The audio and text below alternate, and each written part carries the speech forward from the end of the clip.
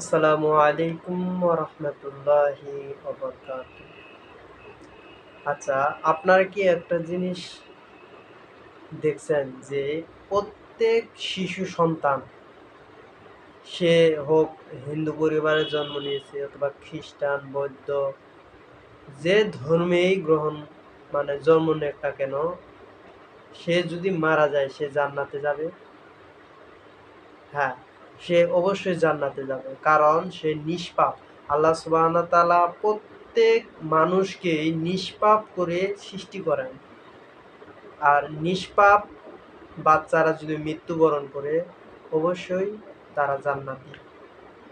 কারণ মুহাম্মদ সাল্লাল্লাহু আলাইহি ওয়াসাল্লাম বলেছেন যে প্রত্যেক শিশুই জন্ম নেয় মুসলিম হয়ে, কিন্তু তারপরে প্রভাবিত করে তার পিতামাতা, শিক্ষক, এসবের দ্বারা তারা গড়ে ওঠে তাদের ধর্মের ব্যাপারে। আর যখন তারা বুঝতে পারে, তখন পর্যন্ত যদি তারা এই কথা যদি না ফিরে নেয় যে আল্লাহ এক, আল্লাহ ছাড়া কোনো মাবুদ নাই, মুহাম্মদ সাল্লাল্লাহু আলাইহি ওয়াসাল্লাম আল্লাহর রাসূল, তখন থেকে তাদেরকে যদি তারা যদি মৃত্যুবরণ করে, তখন তাদেরকে জাহান্নামের আগুনে পোড়া হবে।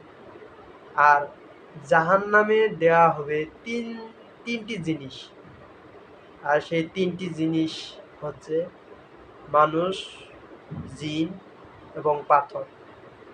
সবাই ভাবতেছে যে পাথর কেন জাহান্নামে দিবে? আল্লাহ তাআলা তো মানুষ এবং জিনকে জাহান্নামে দিবে, ইনসান তাদেরকে তো জাহান্নামে দিবে, কিন্তু পাথরকে কেন দিবে? আল্লাহ সুবহানাহু ওয়া তাআলা পাথরকে এজন্যই জাহান্নামে দিবে,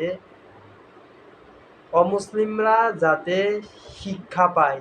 আল্লাহ সুবহানাহু ওয়া তাআলা যখন মানুষকে জাহান্নামে দিবে, তখন পাথরকেও জাহান্নামে দিবে। তখন অমুসলিমদেরকে বলবে, দেখো তোমাদেরকেও জাহান্নামে দিলাম এবং তোমরা যার পূজা করত তাকেও জাহান্নামে দিলাম, ঠেকাও দেখি কে কারে ঠেকাইবে।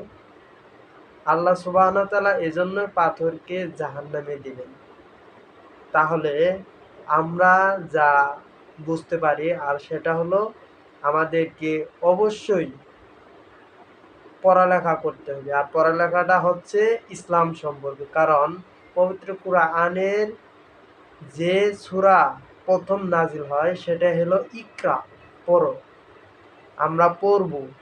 কুরআন সকলের পড়ার জন্যই নাজিল হয়েছে, সে হিন্দু হোক, মুসলিম হোক, বৌদ্ধ হোক, সে ধর্মেরই হোক না কেন, অবশ্যই কোরআন পড়তে হবে এবং সত্যটা একদিন না একদিন প্রকাশ পাবেই।